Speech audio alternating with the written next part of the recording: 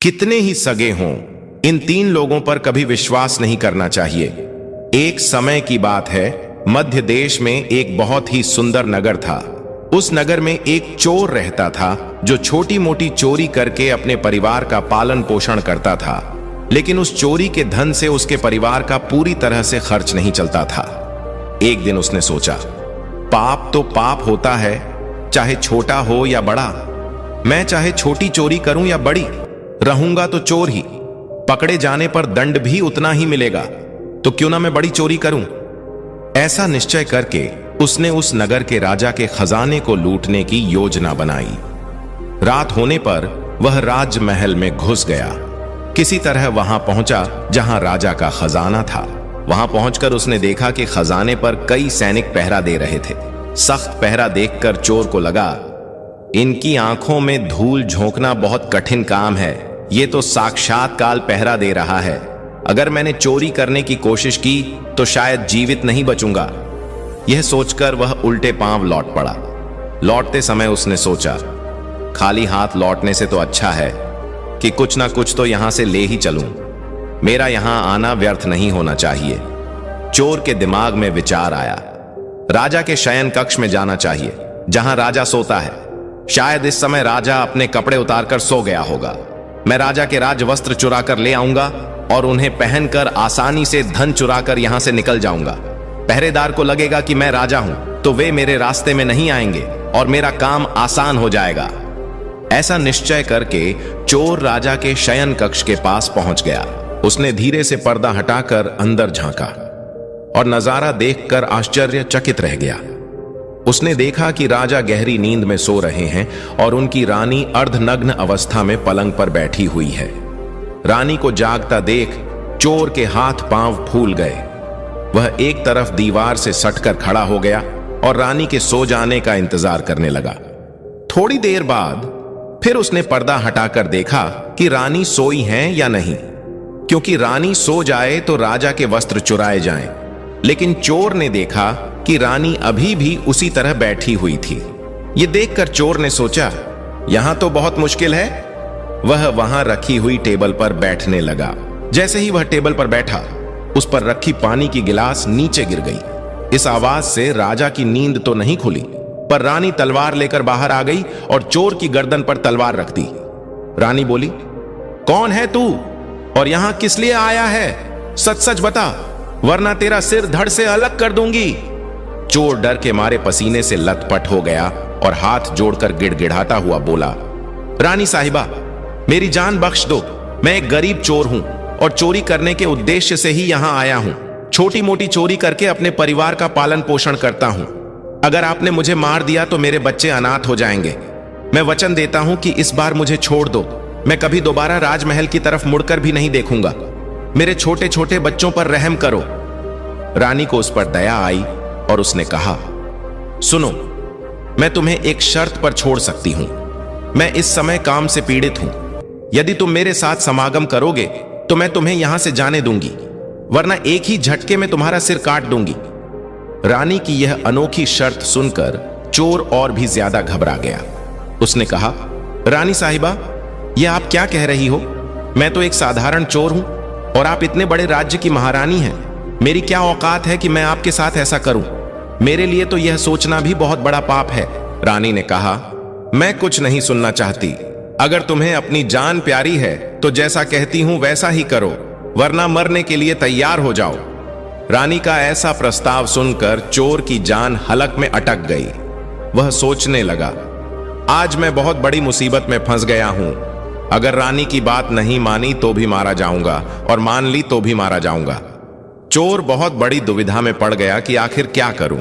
अंत में उसने रानी के साथ समागम करने की बात को स्वीकार कर लिया और बोला, रानी साहिबा, मुझे 5 मिनट का समय दे दो। मुझे बहुत जोर से लघु शंका लगी है। पहले मुझे लघु शंका से निवृत्त होने दो, उसके बाद आप जैसा कहोगी मैं वैसा ही करने के लिए तैयार हूं। रानी ने तुरंत तलवार के इशारे से शौचालय की तरफ इशारा कर दिया और चोर उस दिशा में चल पड़ा। रानी वहीं खड़ी होकर उसके लौटने का इंतजार करने लगी। चोर ने इस बीच रानी की नजर से बचकर वहां से भागने की कोशिश की। भागते भागते जब वह द्वार पर पहुंचा तो द्वार पर तैनात सैनिक ने उसे पकड़ लिया और उससे पूछताछ करने लगा। चोर डर से कांपता हुआ सच सच बताने लगा, मैं एक चोर हूं और राजमहल में चोरी करने आया था, लेकिन रानी ने मुझे पकड़ लिया और छोड़ने के बदले एक शर्त रखी थी कि मैं उसके साथ समागम करूं, इसलिए मैं लघु शंका का बहाना बनाकर वहां से भाग आया। सैनिक ने कहा, देख भाई, मैं तुझे एक शर्त पर जाने दूंगा। तुम्हें पुनः रानी के पास लौटकर जाना होगा और कहना होगा कि तुम उसके साथ समागम करने के लिए तैयार हो, लेकिन उससे पहले तुम्हें अपने हाथों से राजा को मारना होगा। सैनिक की यह शर्त सुनकर चोर के पांव तले जमीन खिसक गई। उसने सोचा, अब तो मौत निश्चित है। अगर मैंने रानी से यह बात कही तो रानी मेरा सिर काट देगी। मजबूरी में चोर वापस रानी के पास गया और बोला, रानी साहिबा, मैं आपके साथ संबंध तो बना लूंगा, लेकिन मुझे एक बात का डर है कि अगर उस समय राजा साहब जाग गए तो ना आप बचेंगी और ना मैं। राजा साहब हम दोनों को मार डालेंगे। इसलिए आपको एक काम करना होगा, आप अपने हाथ से राजा का सिर काट दीजिए, फिर हम निडर हो जाएंगे। अगर आप इतना कर सकें तो मुझे आपकी शर्त मंजूर है, वरना मैं आपके हाथों मरना उचित समझूंगा। आप मुझे मार दीजिए। काम के वशीभूत रानी चोर से कहने लगी, ठहरो, यह कौन सी बड़ी बात है, मैं अभी राजा साहब को मौत के घाट उतार देती हूं। इतना कहकर रानी ने दोनों हाथों से तलवार पकड़ी और सोए हुए अपने पति का सिर काट दिया। जब रानी ने राजा का सिर काट दिया तो सारा कमरा खून से लथपथ हो गया और राजा के खून से रानी भी भीग गई। वह भयानक दृश्य देखकर रानी बेहोश होकर गिर पड़ी और उसी समय चोर वहां से फरार हो गया। सुबह राजमहल में शोर मच गया कि कोई राजा साहब को मार गया, मगर राजा को मारने वाले का कोई पता नहीं चल पा रहा था। सब लोग बड़े आश्चर्य में थे कि राजा को सोते हुए किसी ने मार डाला। इधर रानी भी दहाड़ मार मार कर रो रही थी। इस रहस्य को पूरे राजमहल में केवल वही सैनिक जानता था कि रानी और उस चोर में से किसी एक ने ही राजा को मारा है, परंतु उसने इस बात की चर्चा किसी से नहीं की। राजा के अंतिम संस्कार की पूरी तैयारी हो चुकी थी। उधर रानी ने घोषणा की कि वह अपने राजा के साथ सती होना चाहती है। यह जानकर किसी ने रानी पर संदेह नहीं किया, क्योंकि अगर रानी ने राजा को मारा होता तो वह राजा के साथ सती क्यों होती। इधर रानी सारे श्रृंगार करके राजा के साथ चिता पर जाकर बैठ गई। राज्य के सभी लोग एक एक करके चिता पर लकड़ी रख रहे थे और उन्हें नमन करके पीछे लौट रहे थे। इस प्रकार सबसे अंत में वह सैनिक भी राजा की चिता पर लकड़ी रखने गया जो इस रहस्य को जानता था। उसने धीरे से रानी के कान में कहा, महारानी, आप तो सती हो जाएंगी, लेकिन मुझे इतना तो बता दीजिए कि राजा को आपने मारा था या उस चोर ने। यह सुनकर रानी चौंक पड़ी। वह समझ गई कि इसका मतलब इस भेद को यह सैनिक भी जानता है। रानी ने कहा, सुनो, राजा को ना तो मैंने मारा है ना उस चोर ने। अगर तुम्हें यह जानना है कि राजा को किसने मारा है तो तुम नगर से बाहर उत्तर दिशा में जो जंगल है उसमें चले जाओ। वहां एक कुटिया में एक बुढ़िया रहती है, वह तुम्हें इस रहस्य को जरूर बता देगी। सैनिक को यह रहस्य जानना था, इसलिए वह अगले ही दिन रानी के बताए अनुसार जंगल में चला गया। जंगल में पहुंचने पर उसे वह कुटिया दिखाई दी जिसमें वह बुढ़िया रहती थी। सैनिक उस बुढ़िया के पैर पकड़कर बोला, मां जी, मैं एक रहस्य जानने के लिए आपके पास आया हूं। राजा साहब की हत्या किसने की, मुझे बताइए। बुढ़िया मां ने कहा, बेटा, अगर तुझे यह रहस्य जानना है तो तुझे एक काम करना होगा। मेरी कुटिया के बाहर एक बकरा बंधा हुआ है, तू अपनी तलवार से उसका सिर काट दे। सिर कटते ही बकरे की दाढ़ वहीं गिर जाएगी और उसका सिर हवा में उड़ने लगेगा। फिर तुम उस बकरे के सिर के कान पकड़कर लटक जाना। वह बकरे का सिर तुझे जिस जगह पर ले जाएगा वहां पहुंचकर तुझे तेरे सवाल का जवाब मिल जाएगा कि राजा को किसने मारा है। अब सैनिक ने वैसा ही किया। कुटिया के बाहर जो बकरा बंधा हुआ था, सैनिक ने उसका सिर काट दिया। सिर कटते ही वह हवा में उड़ने लगा। उसने झपटकर बकरे के दोनों कान पकड़ लिए। वह सिर उसे उस भयंकर वन के बीचों बीच ले गया। वहां एक गुफा थी और उसके द्वार पर जाकर सिर नीचे उतर गया। सैनिक सोचने लगा, इस जंगल में कोई भी इंसान दिखाई नहीं दे रहा। यहां कौन मुझे राजा की मौत का रहस्य बताएगा। यह गुफा एक राक्षस की थी, जिसमें वह राक्षस और उसकी एक बेटी रहते थे। शाम हो गई थी और राक्षस अपने भोजन के लिए बाहर गया हुआ था। गुफा के अंदर उसकी बेटी मौजूद थी। जैसे ही राक्षस कन्या को किसी मनुष्य की गंध का एहसास हुआ, वह द्वार पर निकली। उसने देखा कि एक हट्टा कटा नौजवान गुफा के बाहर खड़ा है। राक्षस कन्या ने सोचा, अगर इसे खा लिया तो भूख मिट जाएगी और जिंदा रखा तो कई काम आएगा। राक्षस कन्या ने तुरंत एक सुंदर लड़की का रूप बनाया और उसके सामने आ खड़ी हुई। इतनी सुंदर स्त्री उसने पहले कभी नहीं देखी थी। सैनिक उसे देखते ही उस पर मोहित हो गया। लड़की ने उसे अपनी गुफा में बुला लिया और उसके साथ समय बिताया।